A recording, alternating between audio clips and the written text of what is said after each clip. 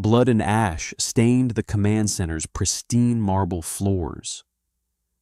Humanity was a plague, an unstoppable force of kinetic bombardments and terrifyingly silent drop troops that had pushed the sovereign fleet to the brink of extinction. Now, reviewing tactical footage of the latest slaughter, the War Council planned their final, desperate stand. Then, a tiny voice shattered the heavy silence. A 6-year-old girl pointed a trembling finger at the holographic display of a blood-soaked human juggernaut. "Mom, that's him." The subterranean war room smelled of recycled oxygen, copper, and profound desperation. Queen Catherine sat at the head of the heavy obsidian table, her slender, pale blue hands steepled beneath her chin. She hadn't slept in 4 planetary rotations. The faint luminescent ridges along her cheekbones, a mark of royal blood, had dimmed to a sickly gray. Her empire was burning. Above them, the capital city of Providence was locked in a brutal siege. The ground shuddered every few minutes, a deep, resonant thud that rattled the tactical projectors. The rhythmic heartbeat of human siege artillery pounding the outer shields. "We have lost Sector 4, General Roberts said. His voice was a harsh, scraping sound. He leaned over the holotable, his 4 eyes fixed on the collapsing red lines that represented their defensive perimeter. His uniform was immaculate, but his posture was that of a broken man. The Terran heavy infantry broke through the Aegis line 3 hours ago. They didn't even bother to secure the flanks. They just pushed straight through the center. Brute force. Pure, mindless violence. Counselor Simon adjusted his spectacles, his long, delicate fingers trembling slightly. "Casualties?" 80%, Robert replied, bluntly. "The rest are scattered. The humans don't take prisoners. They don't communicate. They just advance." Catherine closed her eyes. 80%. 40,000 soldiers erased in 3 hours. She reached down, her hand finding the small, shivering shoulder of her daughter. Princess Chloe sat on a plush stool tucked securely between Catherine's throne and the wall. The 6-year-old hadn't spoken a word since she was recovered from the rubble of Sector 4 2 days ago. Her pale skin was marred by fading bruises, and she clutched a dirty, olive-drab piece of thick canvas fabric to her chest like a shield. Medical officers said it was a trauma response. Catherine just wanted her child to look at her again. "They are beasts," Robert snarled, slamming a fist onto the edge of the table. The holographic map flickered. "They use solid projectiles, kinetic slugs. Who fights like that in the modern age? It's barbaric. Our energy shields are calibrated for plasma dispersion. Their depleted uranium rounds punch right through our kinetic barriers like paper. We are fighting heavily armored primates. Primates who have systematically dismantled our armada in less than a year," Simon pointed out quietly. "We fed the public the narrative. We told them the Terrans were mindless, bloodthirsty monsters from a death world. We told them surrender meant being eaten alive. But Robert, we are out of options. The shields over the inner palace will fail by tomorrow morning." "I will not advocate for surrender to animals," Robert barked, his mandibles flaring in a rare display of primal aggression. "We detonate the core. If they want Providence, we give it to them in ashes." "You would glass our own capital?" Simon's voice rose, cracking. "Millions of civilians are still trapped in the lower levels." "They are dead anyway. Enough!" Catherine's voice wasn't loud, but it cut through the room like a physical blade. The 2 men snapped to attention.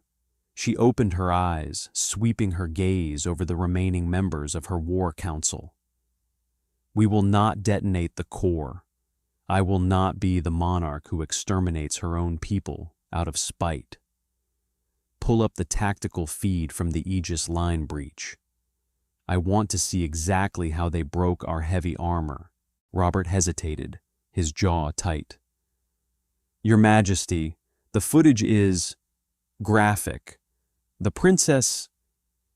Chloe has already seen the reality of this war, General, Catherine said softly, her thumb gently stroking her daughter's hair. Play the feed. The center of the table shifted. The red and blue topographical lines dissolved, replaced by raw, stabilized footage from a downed surveillance drone. The image flared with static before resolving into the ruined streets of Sector 4. The sky was choked with thick, oily black smoke. Rain poured down in sheets, turning the pulverized ferrocrete into thick gray mud. Then the humans appeared. They didn't march, they hunted. Massive bipedal figures, clad in scarred matte green power armor, moved through the debris with terrifying predatory grace. They were impossibly broad, carrying weapons that looked like portable ship cannons. The footage showed a Kailari defensive squad pinned behind a wrecked transport. Energy blasts scored uselessly across the lead human's chest plate. The human didn't even flinch. He raised his rifle, and the audio feed captured the deafening, staccato roar of magnetic acceleration. The transport evaporated into a cloud of shrapnel. The Kailari defenders fell, torn apart by the sheer kinetic backblast. Catherine watched, her stomach twisting. They were relentless, machines of meat and metal. The lead human stepped into the frame, his armor plastered in mud and blue Kailari blood. A massive white number 7 was painted roughly on his shoulder pauldron. He raised a closed fist, and the squad behind him halted instantly, dropping into defensive crouches. Complete, terrifying discipline. Look at him, Robert whispered, a mix of disgust and awe in his voice. The Vanguard, the one they call the Demon of Sector 4. He single-handedly breached the command bunker. He's not a soldier, Catherine.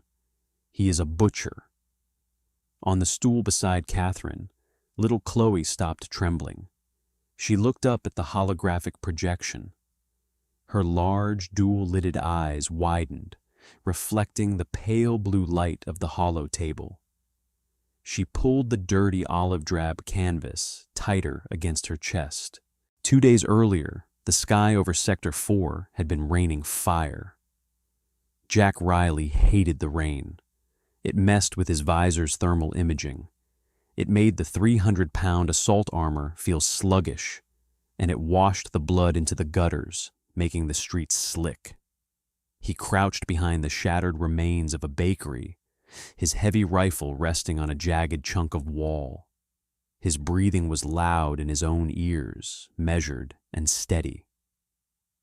"Miller, sit rep," Jack growled over the encrypted squad comms. "Left flank is clear, Sarge," Miller's voice crackled back, tight with adrenaline. "Hostiles retreating toward the inner ring.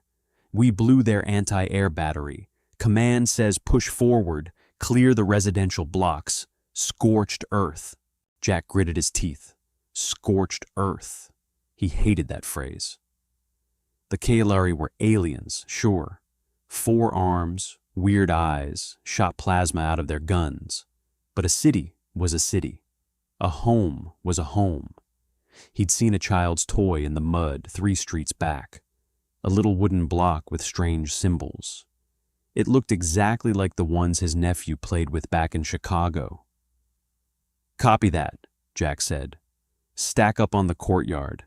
I'm sweeping the target building." Jack pushed himself up. His armor servos whined softly.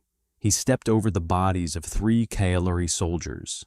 He didn't look at their faces. Rule 1 of the infantry: don't look at the faces. He moved into the ruined structure, his heavy magnetic boots crushing glass and debris. The building had taken a direct hit from a kinetic strike. The ceiling was entirely gone, exposing the churning, smoke-filled sky. He swept his rifle left, then right. Clear. Then he heard it, a sharp, shallow intake of breath. It wasn't the hiss of a plasma rifle charging. It was a whimper. Jack froze. He keyed his visor, switching from thermal to motion tracking. A faint ping registered beneath a massive slab of collapsed ferrocrete in the corner of the room. He kept his rifle raised, stepping slowly toward the rubble. "Come out," Jack said. His helmet speakers translated the phrase into rough Kalari. Silence. Just the steady pouring rain and the distant thunder of artillery. Jack slung his rifle over his back. He reached down with his massive armored gauntlets and gripped the edge of the ferrocrete slab. The servos in his suit screamed in protest as he heaved upward. The slab shifted, grating loudly, before he managed to tip it backward. It crashed against the far wall, sending up a cloud of dust. Curled into a tight ball in the small cavity beneath the slab was a Kailari child. She was tiny, maybe 5 or 6 in human years.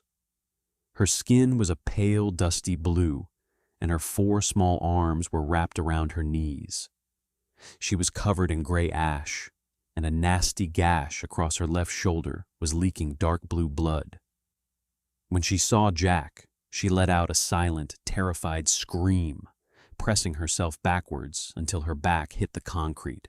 To her, Jack knew exactly what he looked like: a towering, faceless green demon with glowing red eyes, the boogeyman, the monster her parents warned her about. Jack stared down at her. His comms clicked. "Sarge, you good?" Miller asked. "Building clear?" Jack looked at the bleeding, terrified child. Command's orders were 0 liabilities. Clear the sector. Leave no one behind. They were told the Kalari would shoot them in the back, even the kids. They were told it was a war of extinction. Jack slowly reached up to his collar. He hit the release seals. With a soft hiss of depressurization, he pulled his heavy helmet off and let it drop into the mud with a wet thud. The child flinched, screwing her eyes shut, waiting for the killing blow. It didn't come. She slowly opened her eyes. The monster didn't have a metal face. It had soft, pinkish skin covered in dirt and soot. It had a messy patch of brown hair and tired, deeply tired green eyes. Jack knelt down, his armor clanking, until he was at eye level with her. He didn't reach for a weapon. He reached into his tactical pouch. "Hey," Jack said softly. His natural voice, without the helmet amplifier, was rough and exhausted. He didn't know if she understood him. It didn't matter. Tone was universal. "It's okay. I'm not going to hurt you." The little girl stared at him, her chest heaving. Jack pulled out a tube of field-issue med gel. He held it up slowly, showing it to her. "You're bleeding. Let me fix it, okay?" He extended his hand. She shrank away. Jack didn't push. He just held his hand there, steady. A full minute passed. The artillery boomed in the distance. Finally, the pain in her shoulder won out over her terror. She uncurled slightly, letting her injured arm drop. Jack moved with agonizing slowness. He gently took her small, cold arm in his massive, rough hand. He squeezed the med gel over the gash. It foamed instantly, sealing the wound and numbing the pain. The girl gasped, looking at her shoulder in surprise. Jack offered a small, crooked smile. "Better?" He reached into another pouch and pulled out a standard-issue ration bar. He tore the wrapper open with his teeth and held it out to her. She looked at it, then at him. Tentatively, one of her lower hands reached out and snatched the bar. She took a bite, then devoured it ravenously. "Sarge," a new voice crackled over the radio clipped to Jack's chest. "Lieutenant Thomas." "Status." Jack looked around the ruined bakery. He looked at the girl. If he brought her out, she'd be taken to a POW camp. If Thomas found her, there was a 50-50 chance the Green Lieutenant would shoot her out of panic. Jack took off his heavy canvas utility pouch, dumping the extra magazines into the mud. He handed the thick olive-drab canvas to the girl. "Keep warm," he muttered. He stood up, towering over her again, and pointed to the small, dark cavity beneath the floorboards where the slab had been. "Hide. Stay there. Your people will come back for you when we pass. Understand? Stay." He gestured for her to get in. She hesitated, clutching the canvas pouch to her chest, looking up at his tired, human face. Then she scrambled into the dark hole. Jack pulled a piece of corrugated tin over the gap, leaving just enough room for air, completely obscuring her from sight. He unclipped his emergency locator beacon, switched the frequency to a standard Kalari distress channel he'd memorized, and dropped it into the rubble nearby. He picked up his helmet, locked it back into place, and the red optics flared to life. The demon returned. "Building clear, Lieutenant," Jack lied smoothly over the comms, stepping out into the rain. "Nothing but ghosts, moving to rally point." Back in the subterranean war room, the holographic projection bathed the council in a harsh, unforgiving light. The drone footage continued to play. It showed the human vanguard, Target Alpha, as Robert called him, stepping out of a ruined structure, his massive rifle slung casually over his shoulder. "Pause it there," Simon ordered. The projection froze. The human soldier was standing perfectly still in the rain. "We managed to splice this with a high-resolution facial scan from a localized surveillance pylon," Simon explained, tapping a sequence into the console. "We wanted to see the face of the enemy commander. We need to know who we are fighting." The image zoomed in drastically. The tactical software stripped away the mud and the rain, rendering a three-dimensional model of the human's head. The visor was suddenly removed by the software, revealing the face beneath the armor, captured in a brief moment before the helmet had been resealed. It was a male human, short brown hair plastered with sweat, deep-set, exhausted green eyes, dirt and soot smeared across a strong jawline. There was no rage in his expression, no bloodlust, just an overwhelming, crushing weariness. "Look at him," Robert sneered, though his voice lacked its previous venom. "He looks fragile." "He doesn't look like a monster," Simon observed quietly. "He looks like a soldier who wants to go home." "Don't let the face fool you," Robert snapped.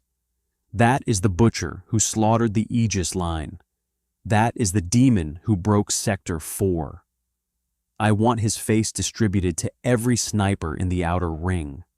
I want his head on a spike by tomorrow." A small scraping sound interrupted the general's tirade. Everyone turned. Princess Chloe had slid off her stool. Her bare feet made no sound on the marble floor as she walked slowly toward the center of the room. She was still clutching the dirty olive-drab canvas to her chest. "Chloe," Queen Catherine said, standing up, a knot of panic forming in her throat. "Chloe, sweetling, come back here." The little girl didn't listen. She walked right up to the edge of the holographic table. The pale blue light washed over her upturned face. She stared at the giant, floating projection of the human soldier's face. She looked at his tired green eyes.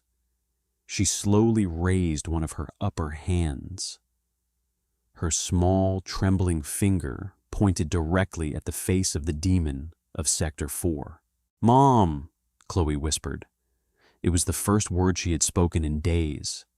Her voice was raspy, frail, and incredibly small in the massive echoing bunker. "That's him!" The War Council froze. Catherine stepped down from her dais, her heart hammering against her ribs. She moved to her daughter's side, kneeling down so they were eye to eye. "What do you mean, baby? That's who?" Chloe looked away from the hologram and met her mother's eyes. "That's the monster, the one who found me." General Robert sucked in a sharp breath. "He found her? He was there?" He looked frantically at Simon.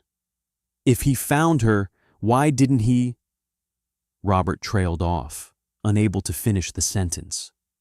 "Why didn't he kill her?" Chloe held up the thick, dirty canvas fabric she had been carrying like a security blanket for 2 days. She held it out to her mother.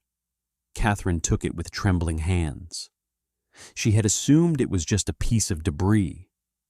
But now, holding it in the light, she saw the heavy stitching, the metal clasps, the faded, blocky human letters stamped on the side.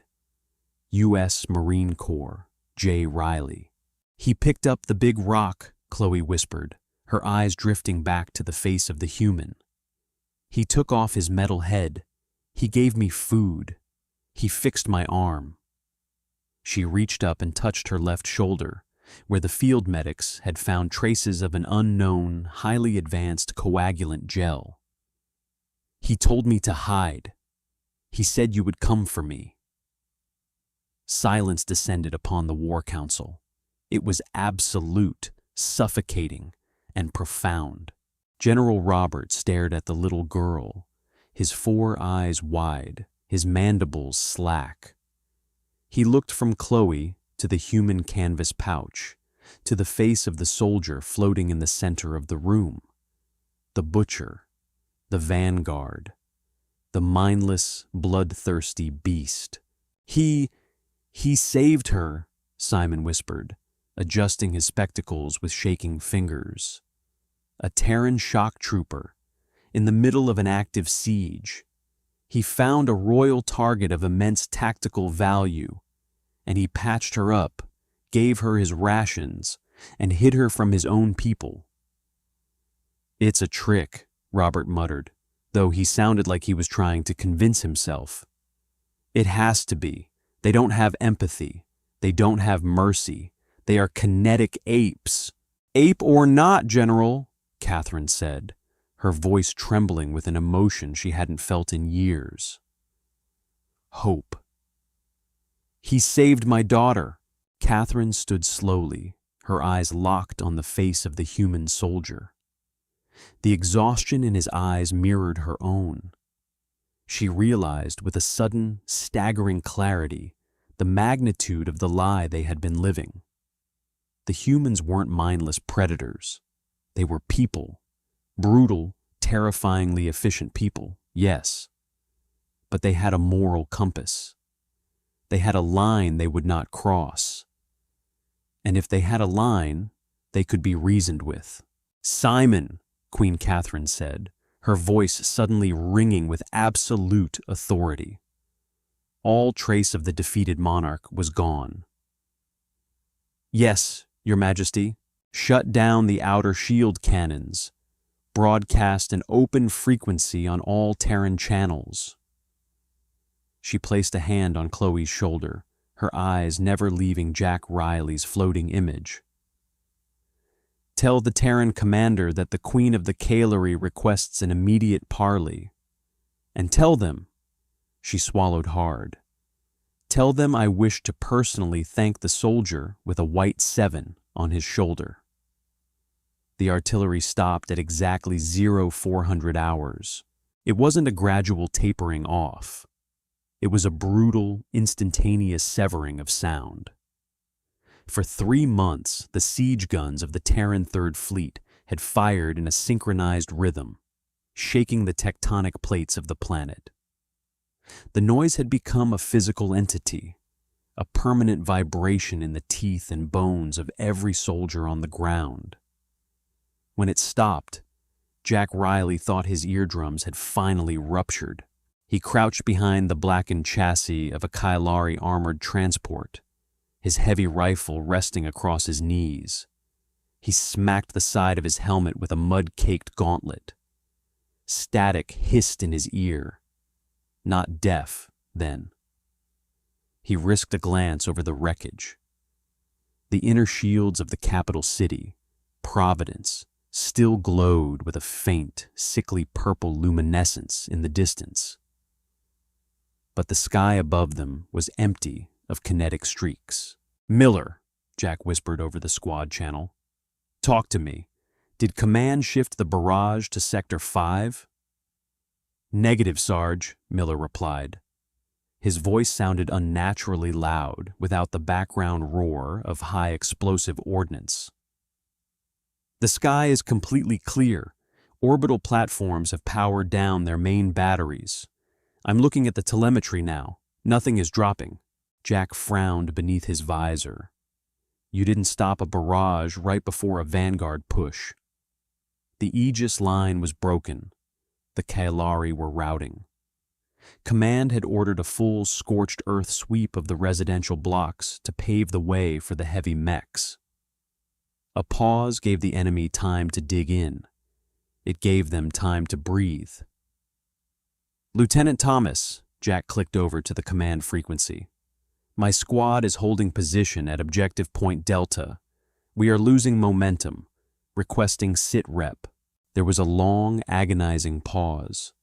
When Thomas finally answered, his voice lacked its usual arrogant bite. He sounded deeply unnerved. "Hold position, Riley. Do not advance. Do not engage unless fired upon. Stand by for immediate extraction." "Extraction?" Jack's stomach tightened. "Sir, we are 3 blocks from the inner perimeter. We have the high ground." "I said stand by, Corporal," Thomas snapped, the panic leaking through. "A heavy transport is en route to your coordinates. You are being pulled off the line. General Hayes gave the order himself." Jack cut the channel. He leaned his head back against the cold, wet metal of the transport. A cold dread, completely separate from the fear of combat, began to pool in his gut. General Hayes, the theater commander. 4-star generals didn't pull individual corporals off the front line of a planetary siege. Unless that corporal had committed treason. Jack closed his eyes. The memory of the ruined bakery flashed behind his eyelids. The trembling blue alien child, the gash on her shoulder, the olive-drab canvas pouch he had handed her. He had broken standard operating procedure. He had wasted medical supplies on an enemy combatant. Worse, he had hidden a high-value target from his own platoon. If command had found her, if they had swept the building after he left and found Kylari royalty wrapped in his personal gear, he was a dead man. The low, thrumming whine of repulsor engines broke the silence. A Terran dropship, heavily armored and bristling with point defense turrets, descended through the rain. It hovered inches above the muddy street, its side doors sliding open. 2 men stepped out. They weren't infantry. They wore sleek black power armor lacking the heavy plating of the vanguard troops. Military police, internal security. Corporal Jack Riley, the lead MP said. His voice was projected through external speakers, flat and metallic. "Disarm your weapon system and step forward." Jack looked back at his squad. Miller and the rest of the unit had emerged from their cover, staring at the dropship in confusion.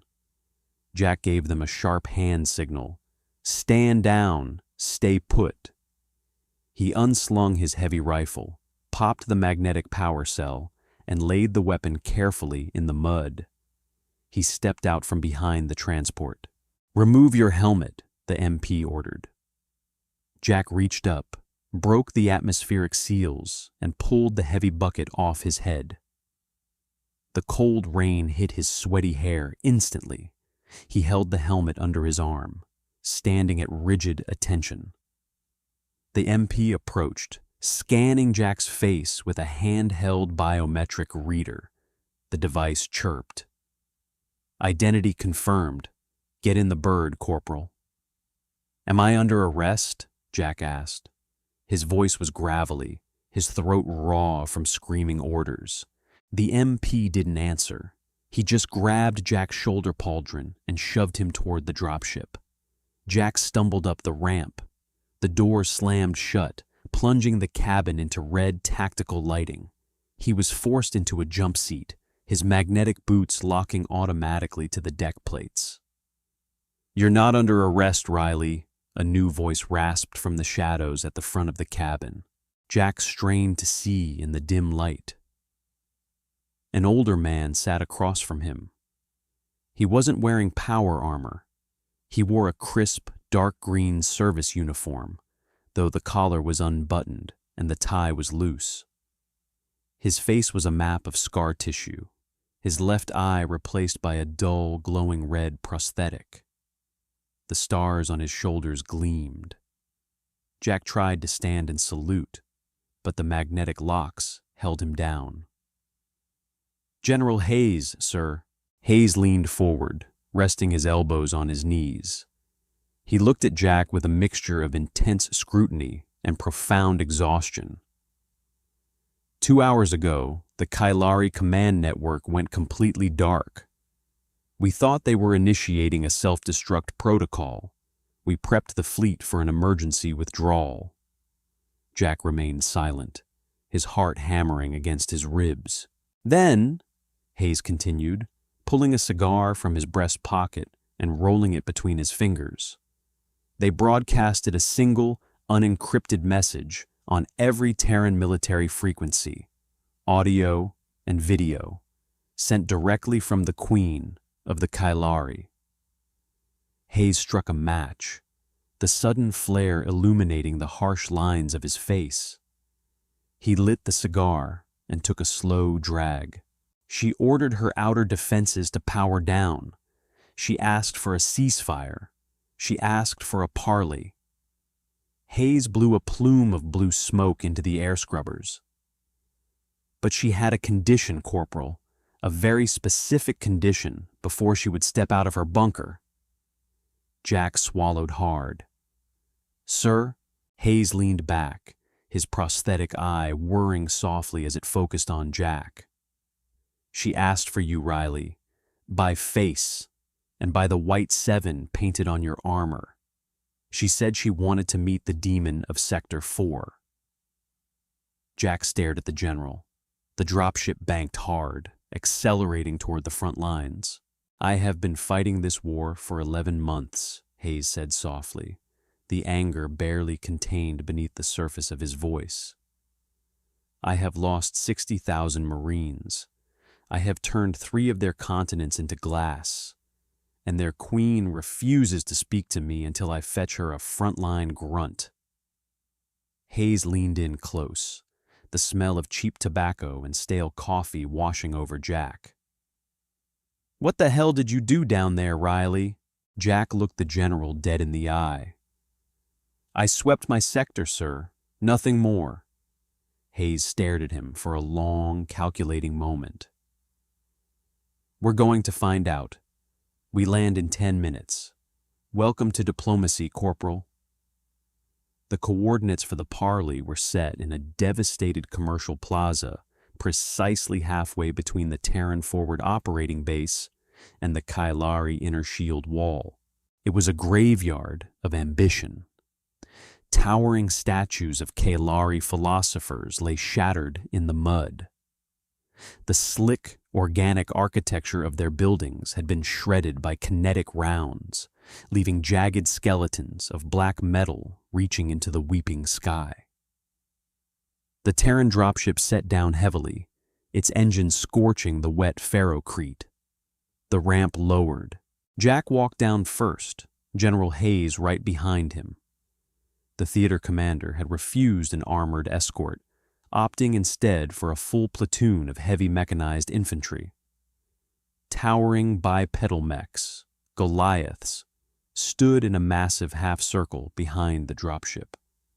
Their twin-linked rotary cannons spun idly, tracking phantom targets in the fog. To Jack, they looked like gods of war. Across the plaza, the Kalari delegation was waiting. The contrast was jarring. The Terrans brought raw, brutalist machinery designed solely to kill. The Kalari brought pageantry, even in their dying hour. A dozen royal guards stood in a protective phalanx. Their armor was elegant, sweeping plates of iridescent purple and gold. They carried long ceremonial plasma halberds, but their armor was scorched. Several of the guards were leaning heavily on their weapons, nursing obvious wounds. They looked exhausted. They looked beaten. Jack's boots crunched loudly on the debris. He had left his helmet in the dropship, per the general's orders. The cold rain soaked through his undersuit, chilling him to the bone. Every instinct screaming inside him told him to drop for cover, to raise his rifle. The enemy was right there, standing in the open. "Keep your hands away from your weapon, Riley," Hayes muttered out of the side of his mouth. "They twitch. We turn this plaza into a crater, but we don't shoot first." They stopped 20 paces from the Kalari guards. The phalanx parted. 3 figures stepped forward. The first was an older male Kalari, wearing the dark utilitarian uniform of a military officer. He glared at the humans with 4 eyes full of pure, undiluted hatred. The second was another male, frail-looking, wearing spectacles and carrying a data pad. The third was the Queen. Jack had seen holographic representations of her in target briefings, but they didn't capture her presence. She was tall, taller than General Hayes, moving with a fluid, terrifying grace, despite the obvious fatigue pulling at her features. She wore a simple gown of deep crimson, devoid of armor or weaponry. She stopped, her gaze sweeping over the towering Terran mechs, then settling on General Hayes. "General Hayes," she said. Her Terran standard was flawless, carrying only a slight, melodic accent. "Queen Catherine," Hayes replied, his voice a gravelly bark. He didn't bow. He didn't offer a salute. "You asked for a parley. You have exactly 5 minutes before I order the artillery to resume firing. We demand unconditional surrender. Disarm your central core, power down the shields, and step down from the throne." Catherine didn't flinch. She didn't even look at Hayes. Her eyes bypassed the heavily decorated commander entirely and locked onto the mud-covered, exhausted soldier standing beside him. She looked at Jack. Jack felt his breath catch in his throat. He forced himself to maintain military bearing, staring straight ahead, but the weight of her gaze was suffocating. "You brought him," Catherine said softly. "Corporal Riley is here, as requested," Hayes said, his irritation flaring. "Now, to the terms of your surrender." "I am not here to surrender to you, General," Catherine interrupted, her voice suddenly echoing with the authority of a sovereign who had ruled a star system. "I am here to understand." She turned slightly and gestured to the space behind her. A small figure stepped out from the shadow of the royal guards. Jack's heart stopped. It was the little girl from the bakery. She was clean now, the ash and blood washed from her pale blue skin. She was wearing a simple white dress, but wrapped tightly around her shoulders, completely ruining the aesthetic. Was a filthy, mud-stained olive drab canvas pouch. She walked slowly to her mother's side. She didn't look at the towering mechs. She didn't look at General Hayes. She looked directly at Jack. "That's him," the little girl whispered, pointing a small, four-fingered hand at Jack. Her voice was barely audible over the hum of the mech engines, but in the tense silence of no man's land, it carried like a gunshot. General Hayes frowned, looking down at the Kalari child, then sharply at Jack.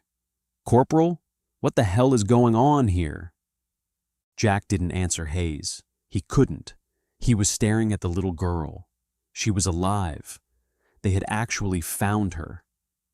A massive, crushing weight that he hadn't even realized he was carrying suddenly lifted from his chest. His shoulders slumped slightly. "Hello," Jack said. His voice cracked. The little girl offered a tiny, hesitant wave. General Robert, the Kalari military commander, stepped forward, his hand resting on the hilt of a plasma sidearm. "Do not speak to the Princess Ape."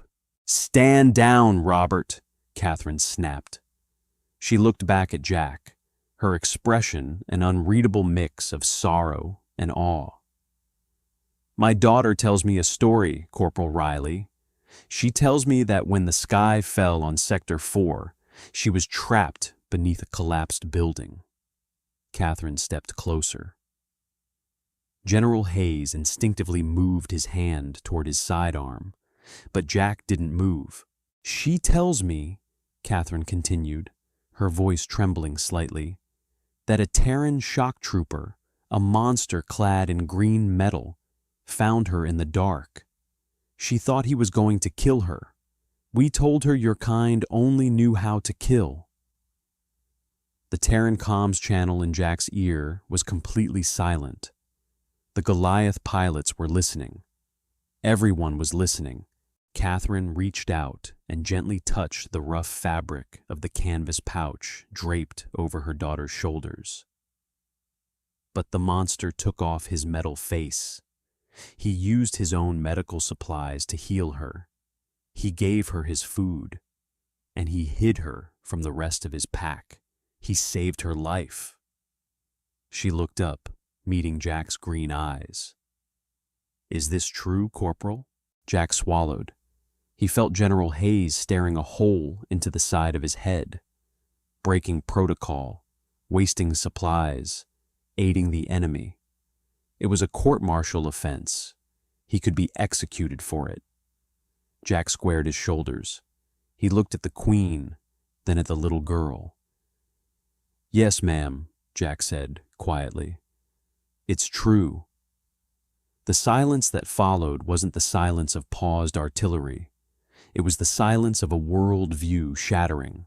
General Hayes stepped forward, his scarred face twisting in disbelief. "Riley, you aided an enemy combatant? You compromised a secure sweep?" "I found a terrified kid in a hole, sir," Jack replied, his voice firming up. He didn't look at Hayes. He kept his eyes on the Queen. She wasn't holding a rifle. She was bleeding. "I did what I thought was right." "What you thought was right," Hayes hissed, stepping into Jack's personal space. "Your orders were to clear the sector. No exceptions. They are aliens, Riley. They don't think like us. They don't feel like us. They would have slit your throat while you slept." "With all due respect, General," Jack said, his voice dropping to a dangerous low octave. He finally turned his head to look his commander in the eye. "She's 6 years old. If we're shooting 6-year-olds, then what the hell are we even doing here?" Hayes opened his mouth to roar an order, likely for Jack's immediate arrest, but a sharp, barking laugh cut him off. It was General Robert. The Kalari commander was staring at Jack, all 4 of his eyes wide. His mandibles were clicking rapidly in a gesture of profound shock. "He argues with his superior," Robert translated for the Kaelari counselor, Simon, who was furiously taking notes on his datapad. "The soldier disobeys the pack leader because of morality." Robert looked at Hayes, then at Jack.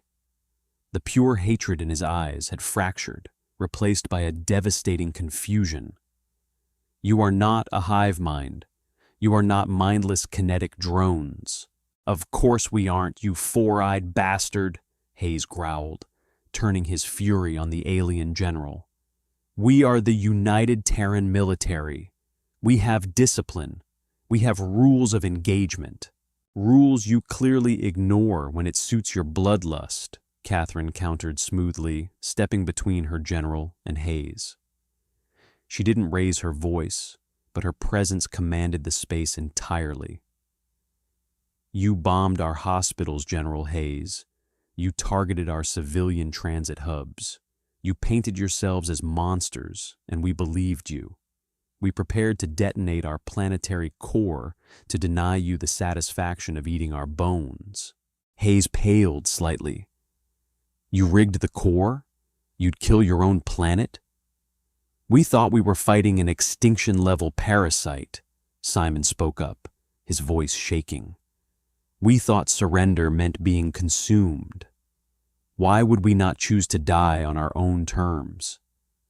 Catherine placed a hand on Chloe's head. "And then, my daughter came back to me, carrying Terran military equipment, treated with Terran medicine, by a soldier who looked into the eyes of a Kaelari child and saw a child." She looked back at Hayes. The Terran general looked suddenly old. The sheer, terrifying weight of the misunderstanding between their two species hung in the damp air. Two empires pushing each other to the brink of absolute annihilation, fueled by propaganda, fear, and a catastrophic lack of communication. "General Hayes," Catherine said, her voice softening, but carrying immense weight. "You demand unconditional surrender. I cannot give you that. If I surrender unconditionally, my people will panic. They will detonate the core themselves. The fear you have instilled in them is too deep." Hayes gritted his teeth. "Then the war continues." "No," Catherine said firmly. "The war ends today. It ends because of him." She pointed at Jack again. "I propose a conditional armistice," Catherine declared. "We will power down our orbital defenses.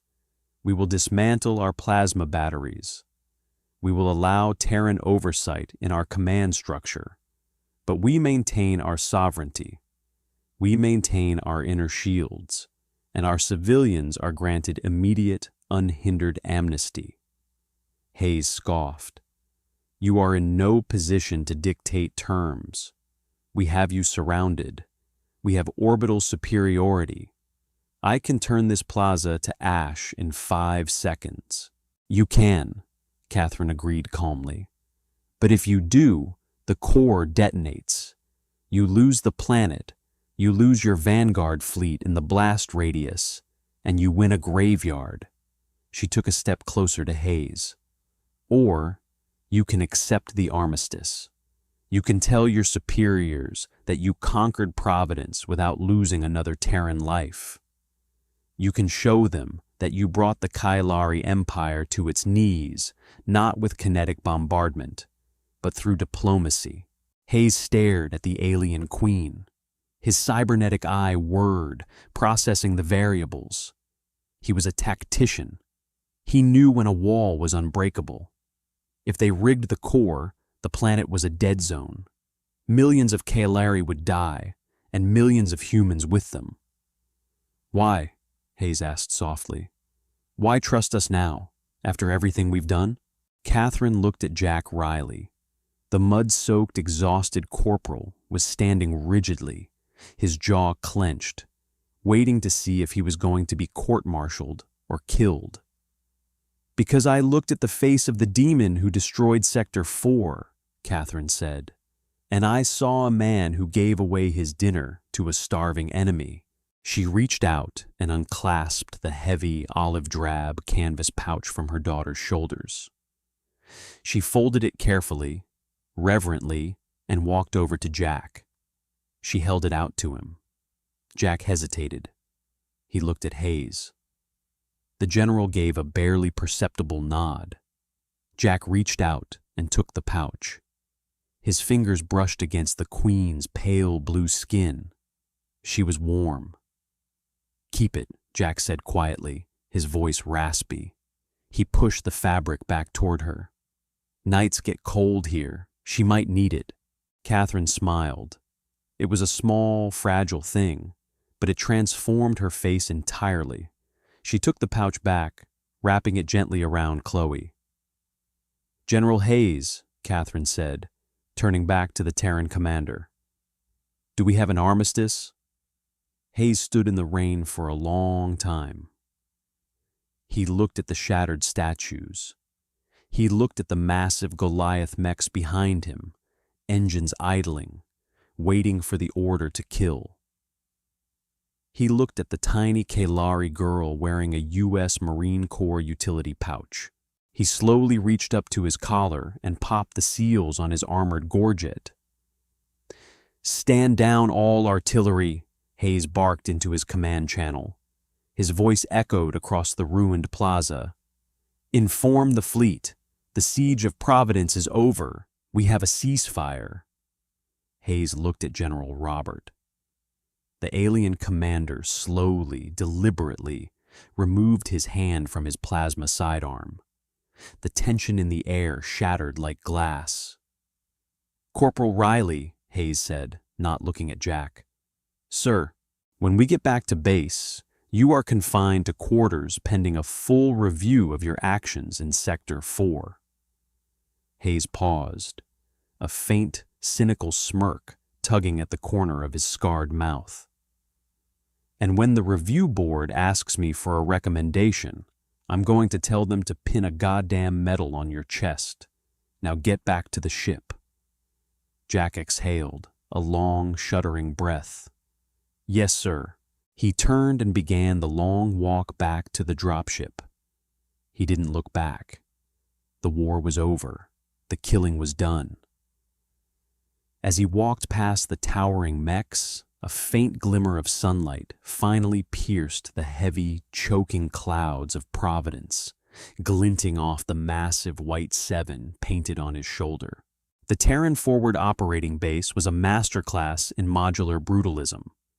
Prefabricated concrete slabs locked together to form ugly, functional bunkers. Usually, the base vibrated with the continuous deafening roar of artillery firing and dropships cycling. Today, it was terrifyingly quiet. Jack Riley sat on the edge of his cot. He had stripped off the 300-pound assault armor hours ago. It stood in the corner of his cramped quarters, a towering, mud-caked monolith. The white 7 on the shoulder was barely visible under a layer of dried gray sludge. He was in his olive-drab undershirt and uniform trousers. In his hands, he methodically stripped and cleaned his standard-issue sidearm. The smell of solvent and gun oil filled the small room. It was a grounding scent, familiar. Outside his locked door, the base was in a state of controlled chaos. The sudden cessation of hostilities had left 70,000 combat-primed Marines with absolutely nothing to do.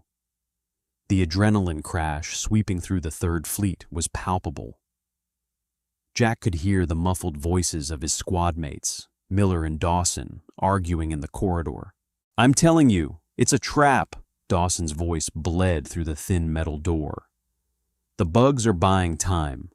They're recalibrating their orbital grid." "Command ordered a full stand-down, man," Miller replied, sounding exhausted.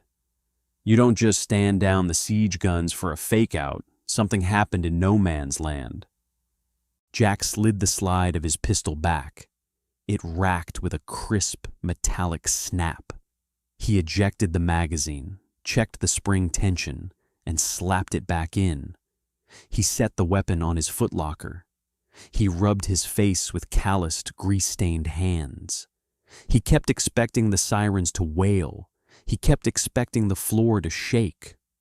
The lock on his door clicked. The heavy steel panel slid open. General Hayes stepped inside. He looked worse than he had in the plaza. The deep bags under his eyes were bruised purple, and his green service uniform was heavily wrinkled.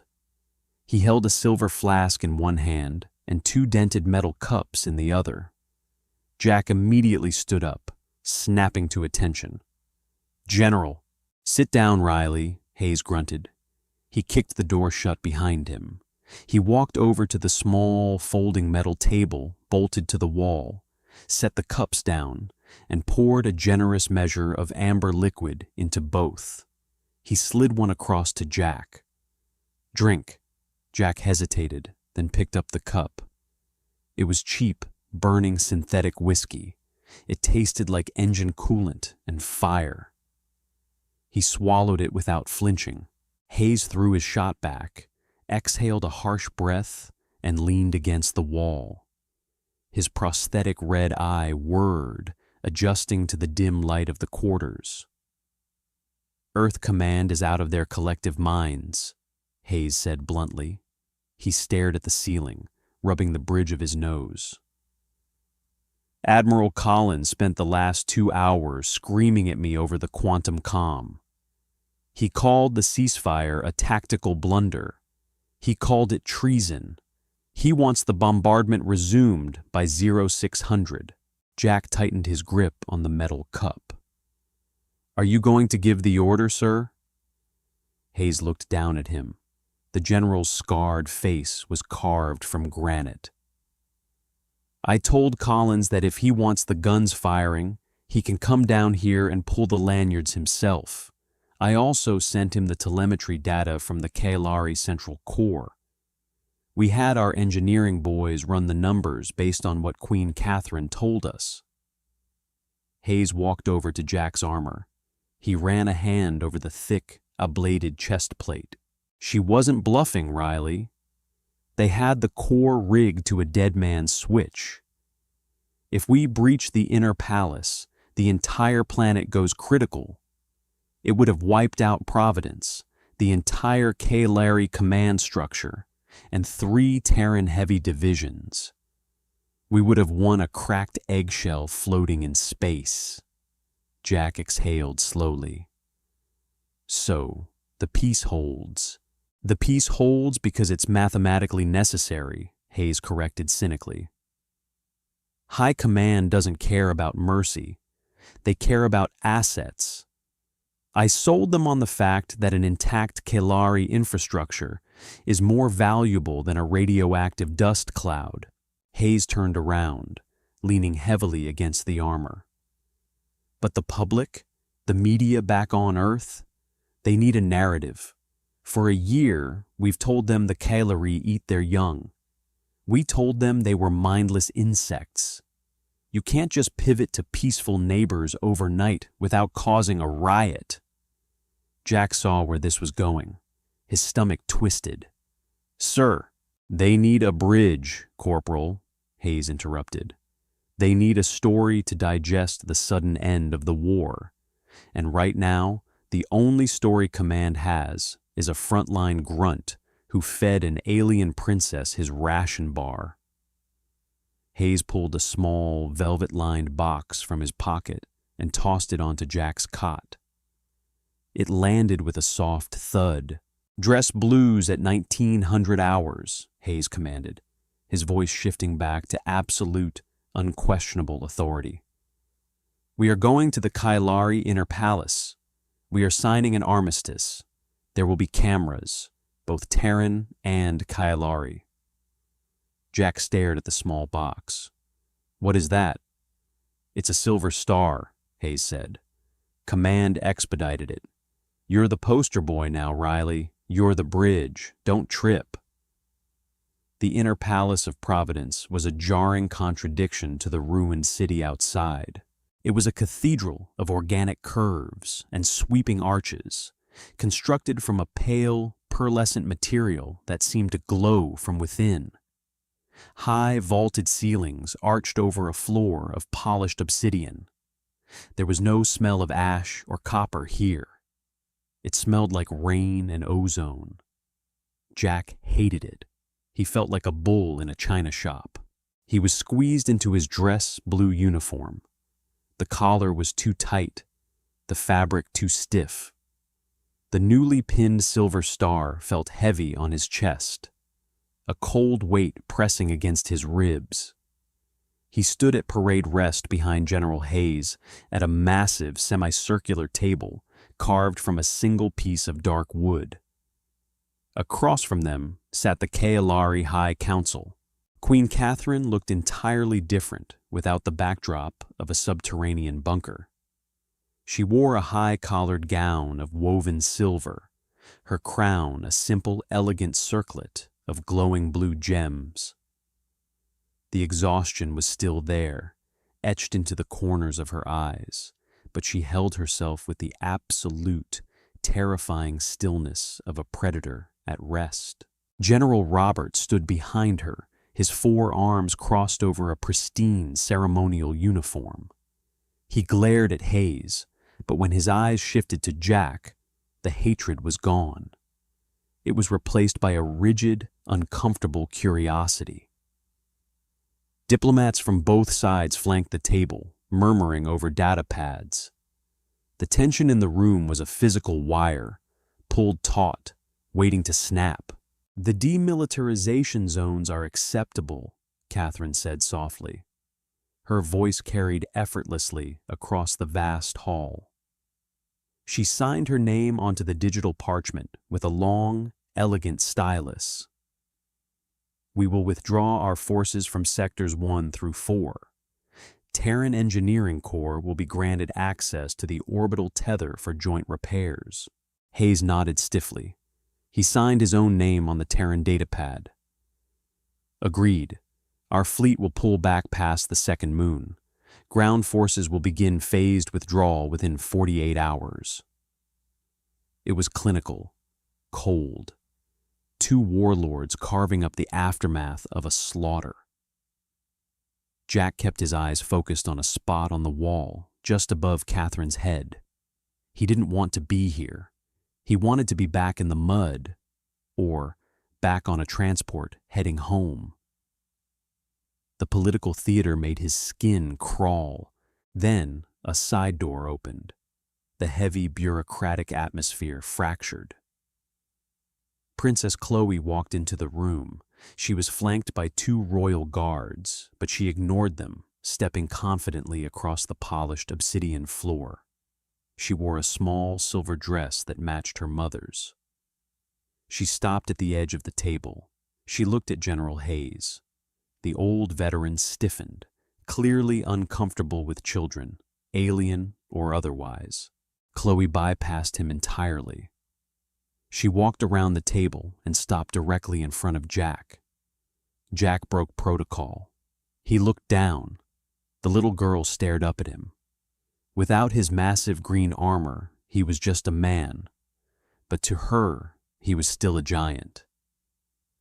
She reached into the folds of her silver dress. Jack's peripheral vision caught General Robert twitching, his hand dropping toward an empty holster, but Catherine raised a single finger, and her general froze. Chloe pulled her hand out. She wasn't holding a weapon. She was holding a small, roughly carved piece of dark wood. Jack recognized it instantly. It was the toy block he had seen in the mud 3 streets back. The one with the strange Kailari symbols carved into its faces. The one that looked exactly like his nephew's toys in Chicago. She held it out to him. "For the monster," Chloe said.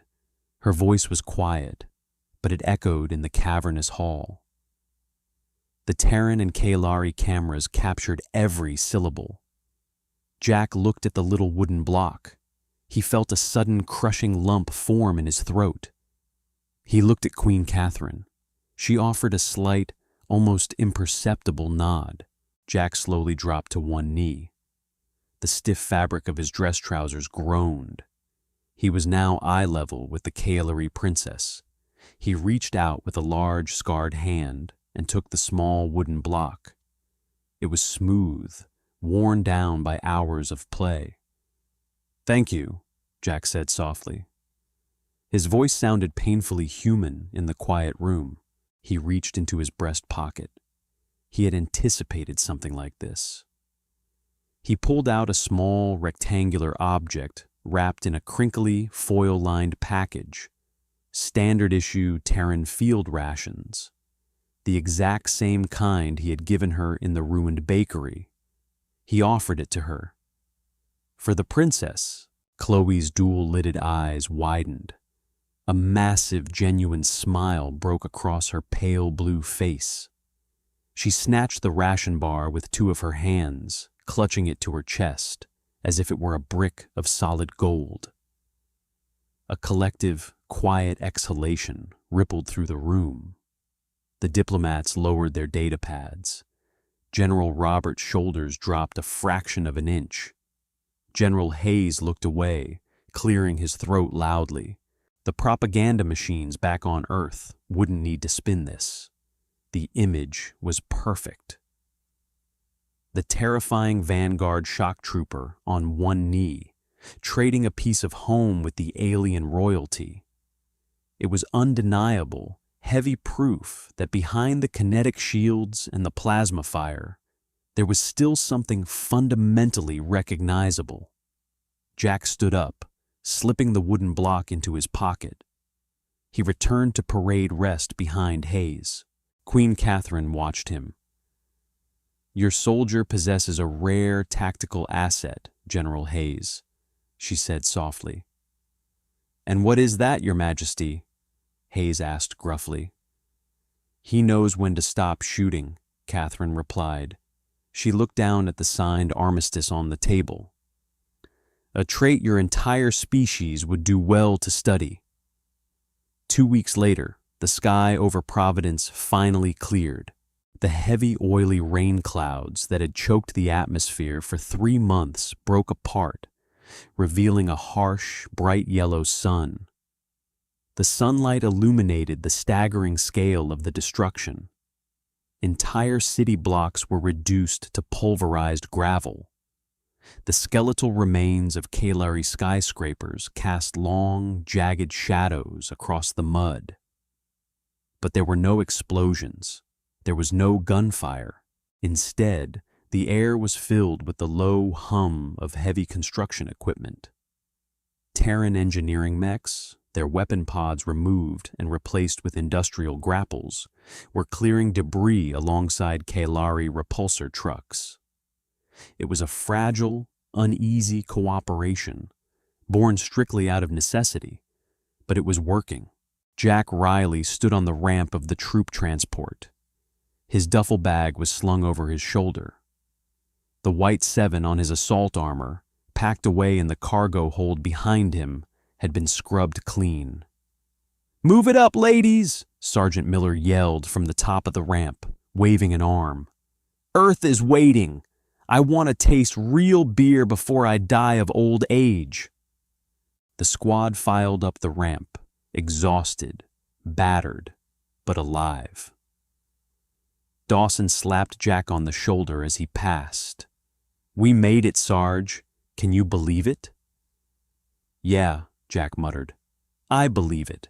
Jack lingered at the bottom of the ramp. He looked out over the ruined plaza where the parley had taken place.